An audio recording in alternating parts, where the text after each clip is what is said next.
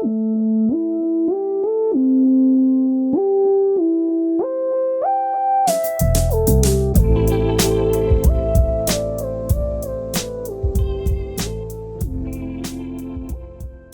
are back with another edition of something we're doing. An IRC, I believe. Yes. Your face got real clear when you did that, and it scared me. If we had video on this, people would probably never listen to the podcast again, I would imagine. Ever I mean, again. I'm not sure why they listen now, but if they saw our faces, I feel like that would make it a lot scarier. Unfollow. Yeah, I don't want nightmares anymore, so you guys can fuck off. There's not enough tits in this one. Whoa, bro. Man tits. The unnecessary brevity aside, this first story is a real downer. Yes, it is. We are back with Oblivion from David Foster Wallace. We're doing two stories this week because the first story is only I'm actually just going to read it because it's literally a flash fiction piece. I wanted to just discuss it, but the problem with it is, one, it affected me deeply. And two, without just going into your feelings about the story, I don't know how, there's not a lot to unpack here, I don't think, other than maybe the fears of being a parent, which I am not, so at least it probably didn't hit me as hard as I imagine it hit you as a father, because this story is devastating. Yes, it is. The title, Incarnations of Burned Children, should be enough to let you know what you're getting into. It's, yeah. Anything you want to say before I read this? I was, this story had me shooketh. And, yeah, it just made me really uncomfortable. And then I kind of reread it again just to make sure I, got everything. And it was worse. It's kind of like watching, Hereditary. Creepy movie. You watch it the first time, you're just, shocked. And then you're stupid enough to watch it again. And you're like, oh, this hit me even. I need to stop watching these. When the shock wears off and you go back and you already know what's going to happen, it's, just more devastating than anything. Because now you're thinking, you're not shocked by what happened as so much as since you're expecting it, you're just like, shit. This is so terrible. I can't imagine if I was that kid's parent. I don't know if this needs a trigger warning, but I'm going to read this story. So if you just want to hear us talk about it, I would just skip the 5 minutes. You could just skip this, the reading and all that shit, because it's bad. It's a good story. It's just goddamn. So, Incarnations of Burned Children. And again, as usual, David Foster Wallace, mainly just one big block of text. Is there even not one paragraph break in this whole story, which is not a big story. The next story, which is 50 pages or something, also not just also one block of text. Yeah, one block of text, which I'm not a fan of. But even so, this story's it's rough. So anyway, the daddy was around the side of the house hanging a door for the tenant when he heard the child's screams and the mommy's voice gone high between them.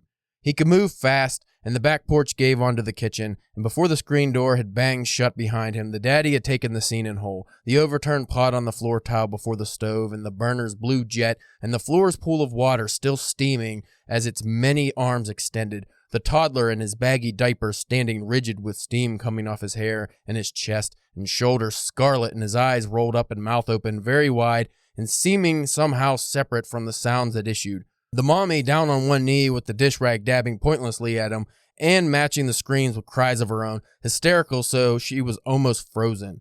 Her one knee and the bare little soft feet were still in the steaming pool, and the daddy's first act was to take the child under the arm and lift him away from it and take him to the sink, where he threw out plates and struck the tap to let cold well water run over the boy's feet, while with his cupped hands he gathered and poured or flung more cold water over the head and shoulders and chest, wanting first to see the steam stop coming off him. The mommy over his shoulder invoking God until he sent her for towels and gauze if they had it.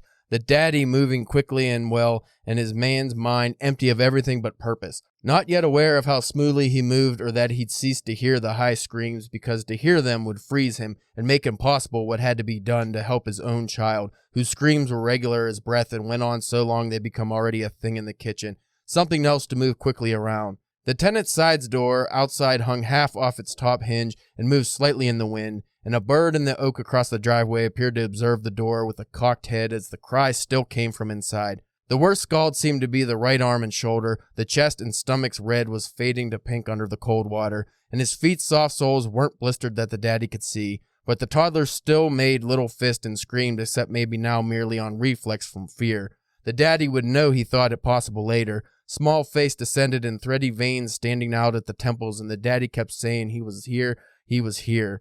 Adrenaline ebbing and an anger at the mommy for allowing this thing to happen just starting to gather and wisp at his mind's extreme rear, and still hours from expression. When the mommy returned, he wasn't sure whether to wrap the child in a towel or not, but he wet the towel down and did. Swaddled him tight and lifted his baby out of the sink and set him on the kitchen table's edge to soothe him while the mommy tried to check the feet's sole with one hand waving around in the area of her mouth and uttering objectless words while the daddy bent in and was face to face with the child on the table's checked edge, repeating the fact that he was here and trying to calm the toddler's cries, but still the child breathlessly screamed. A high, pure, shining sound that could stop his heart, and his bitty lips and gums now tinged with the light blue of a low flame, the daddy thought, screaming as if almost still under the tilted pot in pain. A minute, two like this that seemed much longer, with the mommy and the daddy's side taking sing-song at the child's face and the lark on the limb with its head to the side and the hinge going white in the line from the weight of the canted door until the first seen wisp of steam came lazy from under the wrapped towel's hem, and the parents' eyes met and widened. The diaper, which when they opened the towel and leaned their little boy back on the checkered cloth and unfastened the softened tabs and tried to remove it, resisted slightly with new high cries and was hot. Their baby's diaper burned their hand, and they saw where the real water had fallen and pooled and been burning their baby boy all this time while he screamed for them to help him, and they hadn't thought, and when they got it off and saw the state of what was there, the mommy said their God's first name and grabbed the table to keep her feet while the father turned away and threw a haymaker at the air of the kitchen and cursed both himself and the world for not the last time while his child might now have been sleeping if not for the rate of his breathing and the tiny stricken motions of his hands in the air above where he lay. Hands the size of a grown man's thumb that had clutched the daddy's thumb in the crib while he'd watched the daddy's mouth move in song. His head cocked and seeming to see way past into something his eyes made the daddy lonesome for in a sideways way. If you never wept and want to, have a child. Break your heart inside and something will a child is the twangy song the daddy hears again as if the radio's lady was almost there with him looking down at what they've done. Though hours later, what the daddy most won't forgive is how badly he wanted a cigarette right then as they diapered the child as best they could in gauze and two crossed hand towels, and the daddy lifted him like a newborn with his skull in one palm and ran him out to the hot truck and burned custom rubber all the way to town and the clinic's ER with the tenant's door hanging open like that all day, till the hinge gave, but by then it was too late. When it wouldn't stop and they couldn't make it, the child had learned to leave himself and watch the whole rest unfold from a point overhead, and whatever was lost never thenceforth mattered, and the child's body expanded and walked about and drew pay and lived in life unattended, a thing among things, its self-soul so much vapor aloft, falling as rain and then rising, the sun up and down like a yo-yo. First off, I just want to say David Foster Wallace is difficult to read out loud because there's no breaks. Like most of that was just one, like a bunch of long sentences. Like you think Cormac McCarthy's run-on sentences are difficult to read out loud. That's also difficult, but yeah, that story is just messed up all the way around. Without just getting right into like the baby stuff too much, I really like the part where in the back of his mind, the dad blames the mom, but doesn't know he's even thinking that yet. Yeah. The part where his anger at the mommy for allowing this thing to happen just starting to gather and wisp at his mind's extreme rear and still hours from expression. He's going to be furious at her later. But in the moment of panic, he doesn't have the time to be furious or even think about it. But that blame is starting to set in, even though it's just on the outskirts of his mind. I thought that was really cool how he described that. But goddamn, like the part with the diaper, it's like, dude. Like I didn't, because when I was reading that, I was like, oh man, burned child, this is terrible. But I did not expect that coming, even though it's such a short story. Yeah. It just like, that completely just threw me through a loop. I was like, why? Why has this got to be so horrific?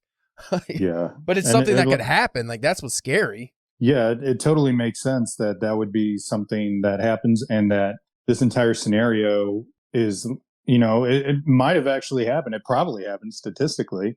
And, people are trying to help their baby and then all of a sudden they realize that they're still screaming because their gonads are still being boiled alive and all this stuff. And it's like, holy crap. It's a rough, intense story. And like, I liked that the POV honestly didn't shift until the very end, but it stayed kind of with the dad because it kind of like justified his anger and everything like that. But then with his anger towards the mom, but then at the end, with the diaper revelation, which is a weird thing to say. But it's like, what are you talking about? David Foster Wallace's diaper revelation. Oh, but with that, you realize that the dad, for all his judgment on the mom for this accident, is no better, because he comes in and sees her dabbing at the baby with a towel, but he's like been doing all this stuff to put cold water on him and still didn't solve anything. So he's like still on even footing. At least that's the impression I got, because it's like, I mean, you're still not fixing the actual root of the problem right there. I found it interesting, the separation of mother, father, man, woman, and how they think and act in situations such as that. Like you were saying, the extreme situation, he didn't assess the situation any better. He just went right into action, but it even says his mind was empty. So his first thing is hot baby, cold water, fix problem, like caveman. Yeah. And that's still better than the woman's reaction of just freezing and basically doing nothing. But the father's reaction helped matters some, but if he actually thought it through, he would have took that diaper off and limited the injury as best he could. But he didn't think like that because he panicked as well. He just, his panic was what led straight to action versus her panic, which just led to her kind of freezing, which you see a lot in anytime you see some kind of public situation. It's not even really a stereotype, like, because I've seen thousands of videos where there's some kind of weird accident, car crash, train wreck, building blows up, whatever it is. It's always like a bunch of women standing there screaming, frozen in fear, and then a bunch of men just running around stupid as fuck, like, oh, we got to have action. We got to solve the problem. We got to fix the problem. But they don't generally fix the problem either. Sometimes they make it worse. So I thought it was very interesting how he was able to throw that all in a story that is maybe 2 pages total. Yeah, and I like that it showed that, like what you were getting at, that neither of their responses were actually correct or better than one another, because what I took from it is that the mom's initial reaction was to comfort and like comfort the emotional aspect of the baby being burned.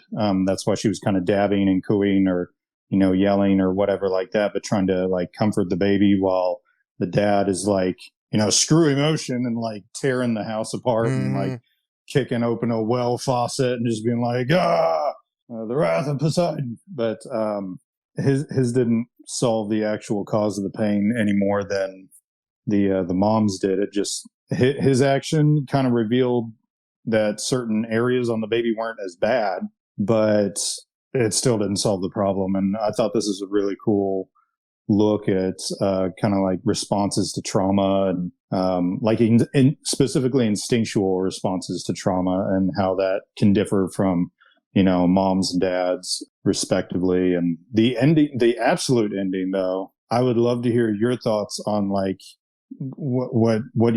how you took the very, very, very end, like with the baby in the truck being driven to the hospital, like after the hinge like gives on that tenant door and everything like that. And it goes to like the baby was like seeing himself above himself and all this stuff. How'd you process that? Well, first off, it was a really fascinating breakdown of characters you don't know anything about, because you have the mom and dad. You don't know anything about them. You don't even know their names or situation. You don't even really know how old the baby is, but the way they act and react gives you a good telling of maybe the kind of people they are, how they handle the situation. And as far as the ending, I was, that point of view shift I thought was really interesting, because like you said, it shows like the baby looking down on himself. And I was wondering, like, if this story continued, would that be the origin development of a character's future self? Like, would that be the traumatic event that shapes that character for life? I got almost the feeling that that's where it could go, but obviously with it being cut off in such a short story, you don't get that.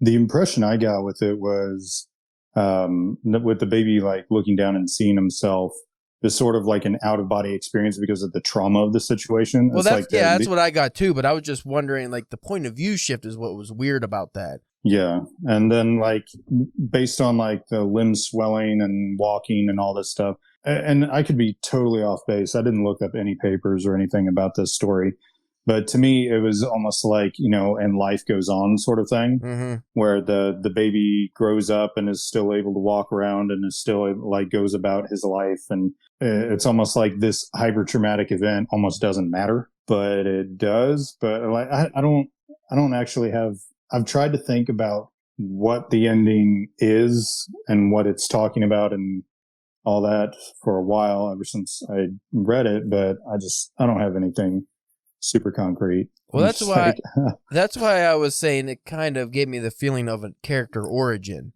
Now, whether he was going for something like that, I don't think so. I think he was just trying to encapsulate a small moment of tragedy, which he did very well. Mm-hmm. Though I will say, like, your point is pretty interesting. How is the moral of this story that this is just an event in this baby's life, but then in the future, maybe if something happens to you that young, for instance, I almost died when I was a baby and I had to get emergency surgery. As an adult, because I was pretty much an infant, I have no remembrance of that, no thought of that.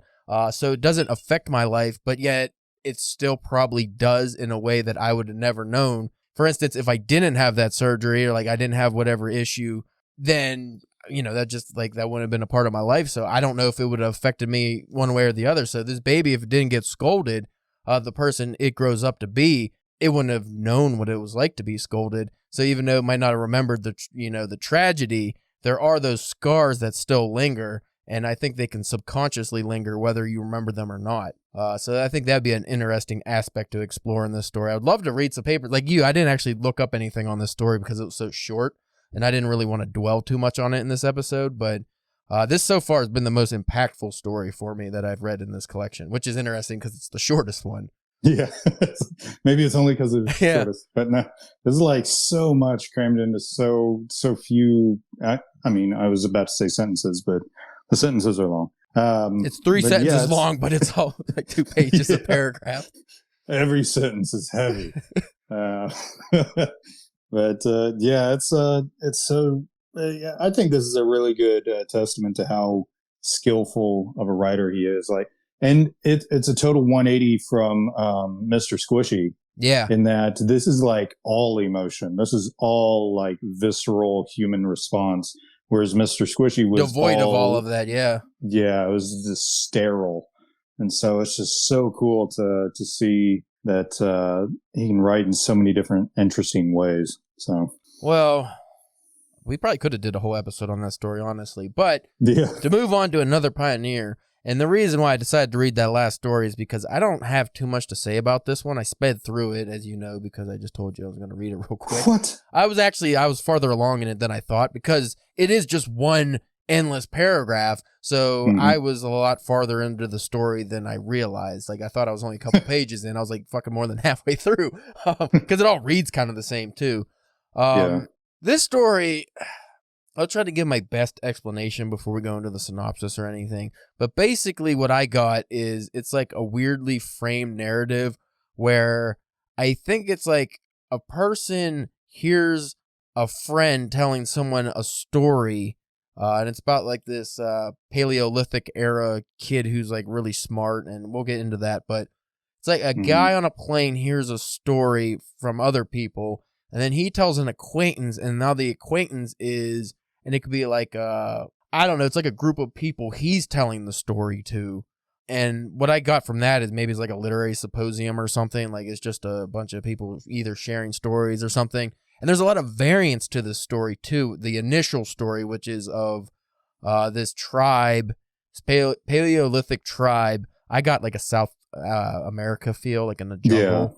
And again, another story packed full of information. And why it's called Another Pioneer, I think, is because it's this guy who's telling the story to this group of people. He's just another person telling the story in the group. That's at least what I got out of it. It's like about this kid who... he's like really, really wise, and the tribe's people ask him questions, and he knows all the answers to it. And before we go into that too much further, I think what I got was this was kind of like David Foster Wallace, because just from some of the interviews and some of the things I've read on him, I think this was his attempt to deconstruct like post-modernism, like a post-postmodernism, like this, the way he broke the story down with the narrative and everything. And I want to say the overall theme is probably something along the lines, which is, from my understanding, something he's done in his other work that I haven't read yet, is like the burden of knowledge. Like this is the kind of shows that, you know, too much knowledge could be a bad thing and could be harmful, which he uses the example of this kid with like infinite wisdom, because at some point this like the civilization this kid is in, because he has the answers to like all their problems, they're able to build up their civilization, and then I think they get like attacked by another tribe, like it's not jealous or something, like they feel threatened by how fast this civilization, like this village or whatever, is building up. So there's like this is where like one of those variants happen where this kid goes catatonic, and it could be like he had like they went through puberty and that led to him going catatonic, and I think there was some like sexual awakening thing. Like this part I really sped through, so I'm not very, because like I said, this is one block of text, so I was like a little out of it. I didn't care for the story too much, but there was a couple of, like maybe he was poisoned or something. Either way, he like goes into himself, like he doesn't talk to people, but when he comes out of it, he has more complex answers to the questions people ask him. And this is where you get the David Foster Wallace, like, is he talking about AI? Because he starts bringing up CPU. Like, the answers he has for these people, it overruns their human CPU. I think he says something along those lines. So you get like this weird thing where it's like, if they give him bad data, aka they ask him a dumb question, then his response is going to be equally as dumb or unhelpful, and it'll be a bad response. So I think it had something like, I don't know if it's an allegory for AI, if that's what he was going for, but I kind of that's another thing I got the feeling of. I would actually love to find, like, it's hard because a lot of these videos I only found, it's like these two guys talking about them, and I really do not like the way they break. They're probably worse than us, believe it or not.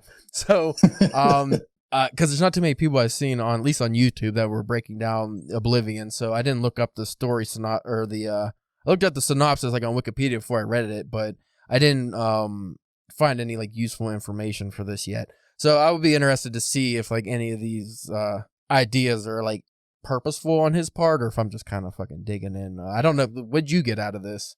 Yeah, I'm piggybacking on your the burden of knowledge thing. I didn't even think of the CPU thing with the stupid answers to stupid questions. I kind of got from this kid sort of a Buddhistic vibe, like all knowing. He's like the new incarnation of the Dalai Lama or whatever like that, and so is venerated and looked at. And I just saw that as the knowledge grows, so this kid grows, he's exposed to something that sort of challenges him in some way. I think in this way it was that catatonic thing where there was like, because there was like a witch doctor from an opposing place that came in and whispered something to him in one of the stories, and then there was a sexual that was like one of the variants, right? Yeah, and so it was like, I took that as like a different point of view comes in to kind of challenge him and all that, and he thinks on it, he dwells on it, and comes out of this state and is changed, is transformed, and people are getting nervous. They don't like it as much because they're not getting the answers that they want in the way that they want. And so I kind of, at that point in the story, I kind of shifted to examining the village, honestly. And I saw that as like, because there are these really rudimentary people that can't figure shit out on their own. And so it's like, how do I, water my crops? It's like, well, fucking dig water, you idiot. Like, it's like, well, I think that's where it went into like the bad information or the bad data. For that specific answer, I didn't see it as like bad information. I saw it as the villager who acquired the answer didn't value it or didn't see the application to it. So it's not that the answer was bad, it's that he didn't ask the right question. And so in that way, I can totally see like the CPU thing, because that was actually a really good analogy. But yeah, it's like I saw it as all these villagers realizing that maybe they don't want a lot of knowledge. Maybe they don't want to be questioning everything about themselves and their decision and their lives. And so that's when they start trying to starve the kid. And that's when they're like, he's not dying. We're trying to starve him and he's not dying. So let's burn the village to the ground and all this stuff. And in their infinite wisdom of trying to kill this source of knowledge, they end up burning down the entire jungle. And so it's like, like, yeah, I can see that as not necessarily society. I don't want to apply it to society, but to people being like, hey, I'm getting the source of information, but now I'm being challenged, and now I'm being asked to stretch and examine my way of thought. No, I don't want that. I'm happy in my ignorance. I'm happy in my stupidity. So I want to go back to that. In fact, I want to go back further than when I was getting this knowledge to when we didn't have knowledge. And we I want to go back to a hunter-gatherer sort of mindset. I just took it as sort of a caricature of how, a lot of people act and a lot of people behave when given access to all this information. Well, I think I could be wrong. Just from the work we've read so far in this about information, and I think David Foster Wallace, which might have played into his ultimate demise, was he had the understanding that infinite knowledge is not good. And the more you know, the more evil you can see, the more wickedness you can see. You're able to perceive things that obviously an ignorant person wouldn't be able to. I think we all, to a degree, feel some of these things, but a guy like him who is so intelligent and who can really feel and break down things would definitely look into having knowledge, like too much knowledge, as a burden. And then obviously there's more about like society. Even like say all these tribes people in this story, they weren't dummies. Maybe they had the same knowledge as the kid. Well, then what happens? Is that a positive? Would that be positive if there were no idiots or people who don't know things? I don't know. That'd be something to explore too. Believe it or not, I just happened to open and found one of the CPU passages, which is almost impossible to do in this story, or like any of these stories, is just open it to the right page because it's just block like it text. was meant to be. It was. But this is what I was talking about with like why I think this might be, at least the end here, is more about AI, because I think that would be something David Foster Wallace would have feared, is the advancement of AI and what that could mean for society, and pretty much maybe I won't say the extinction of humanity, but it would make us unnecessary, which is something I fear too when they're playing around with this stuff. Is like, do we really need something that knows everything? I don't want that. It would make me useless. Like, we've watched Terminator. Stop it. But this is literally, I'm at the bottom of the page where this line is, and if I look at I can't find the paragraph beginning. It's on one of the previous pages. So I'm just going to break in where there's an M dash. So the sentence is going on forever. Then there's an M dash, and then it continues with, the dialogues and exchanges often now sending questionnaires staggering back to their lean-tos to lie curled featally on their sides with rolling eyes and high fevers as their primitive CPUs tried frantically to reconfigure themselves. Then he goes on more about that. But I think there's a couple instances where he brings up these CPUs, which is like he starts going into computer talk, and I think he actually italicizes a lot of because he does a thing where he italicizes a lot of like literary terms, and I'm not quite sure what the purpose of that was.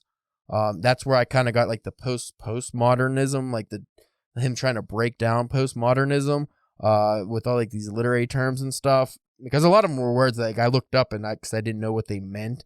And then I was like, oh, these are all references to literary terms. So that's definitely something I'm going to have to look up more detailed later, because I don't know what that's supposed to mean in the story. But the CPU stuff, like there's a lot, or not a lot, but like it's weird. Why would you pick those terms talking about like these Paleolithic people? Because, if you're talking about something in the past, now you're talking about modern technology and incorporate. That's why I just am stuck on like this AI thought. If that's correct, I don't know. I just kind of get a feeling, because I think he would be the kind of guy that would think deeply about that kind of stuff and what that would mean for humanity. This is one of those stories that makes me feel really stupid, by the way. He just, the way he writes, and like I said, especially like those literary references, which I don't know if you really paid much attention, because they're all italicized if you look through them. Why would he do that? I don't. Yeah, I don't really have a. Yeah, other than like I know when writing you italicize something, you often stress that, but given that definition or use of an italicized word, it's like I still don't understand how italicizing a literary reference has any bearing on what's going on. So maybe we're totally off. Maybe this is about like, the publishing industry, or, the Clintons' love life behind closed doors. I don't know. Like you said, it's like, well, here's an example. This is just on the following page of what I just read, which might still be one sentence. I don't know. The word here is lumpen, which is italicized. I never heard this word either. By which point the village's whole social structure and citizenry, from exarch to lumpen, is in an uproar of cultural disorientation and anxiety and anti-child sentiment, and that goes on forever. But lumpen is, in Marxist context, uninterested in revolutionary advancement. But again, he italicized that because he could have just, said what that definition is. He didn't have to use that specific word. But he does that multiple times, even on here. Like, there's another one at the bottom. What is this, fucking French? Let me look what this means. The consultants theorized about just what fatal questions the dissimulated Magus or June Dure might have whispered into the boys. Is that a person? I don't. Let me look at that. Maybe. I wonder if the italicization is from because this is a story heard from a story, and then I think back one more. So if this is like, if the italicized things is like the narrator that is telling us the story is like, everything that's not italicized is how he's telling it. But when he wants to be specific about what he heard from somebody else, maybe that's when he's using that word. Perhaps, because he was talking about like how he constantly referred to like how the two guys in the seat, one of them was kind of having to talk down to the other guy. He had to be very concise, slow, and clear. Like the guy didn't speak good English. That's almost how he described it. Yeah, but the guy listening to those two is like some super brilliant dude, and that's when all some of the technical jargon I got was from that guy. Well, that's why I thought maybe the story that's being told, like the one framing of the narrative where it's like a group, like I thought that's why maybe that was a literary symposium or something along those lines, where it's a bunch of because again, like you said, the italicized words, is that them saying those words, and maybe that's why he highlighted them, because that's the person's exact like phrasing. But still there seems to be a meaning there, because why do all that? It's almost one of the stories you'd have to read again, I think. And like really maybe take a note. I'm not going to, but take notes. I got other shit to read, man. But I thought that was just like really interesting. As far as the actual story goes, I just wasn't that interested in it. I didn't really care what happened to the kid with all-knowing wisdom. If he got his head chopped off, I would have been all right with that. Especially coming from the other story we just read, it just didn't seem to have that much effect on me. I'm not really... Like, you're more into, like, the weird style postmodern fiction than I am. Like, this kind of stuff and the way it's written, I really have a struggle to care. Like, The Soul's Not a Smithy, I really, really enjoyed that story, but it was written slightly different, and I thought the narrative framing in that was really cool, versus the narrative framing in this one I thought was like, it's more like, if I'm not paying attention, I don't know who the fuck's talking. Like, I don't really care that much. I like this story a lot more than I like the Mr. Squishy. I just pretty much hated. I just did not like that story. Like you said, it was sterile, and it didn't make me feel anything but annoyance. I didn't want to read that story. This story I enjoyed more than that one, though I will say if I didn't read it, I would have been taken away just as much. Like it didn't have much of an effect on me. But you said you enjoyed it, right? So yeah, I enjoyed it. I thought it was really interesting. In my head, it was kind of like hearing, I don't know, sort of like a documentary or something like that, but not so scientifically factual, because everything that's going on, I think even the village itself, it's not necessarily that it even happened, or it's unclear on if this happened. It's like, it was like a story told by somebody, so it might have been real. So I kind of really, I jived with the possibility that it wasn't real, but that we're invested in it. And I just kind of like the way that it was broken down, and the sort of removed narration style, so that you're kind of looking at everything like they're test subjects. But I don't know. I'm not going to say it's my favorite story out of the collection, but it was definitely, it kept me interested. So when my kids were asking for something to eat, I was like, no, go away. Make your own gruel.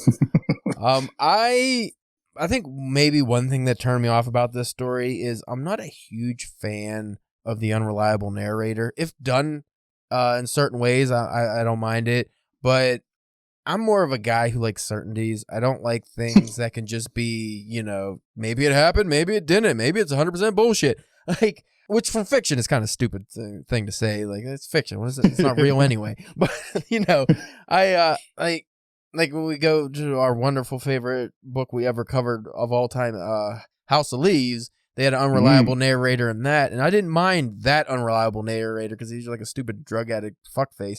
But the way it's done in this story, it's like, I don't know. It just didn't seem important to me. I don't like there. So you don't really get to know the narrator. I think maybe that's the problem.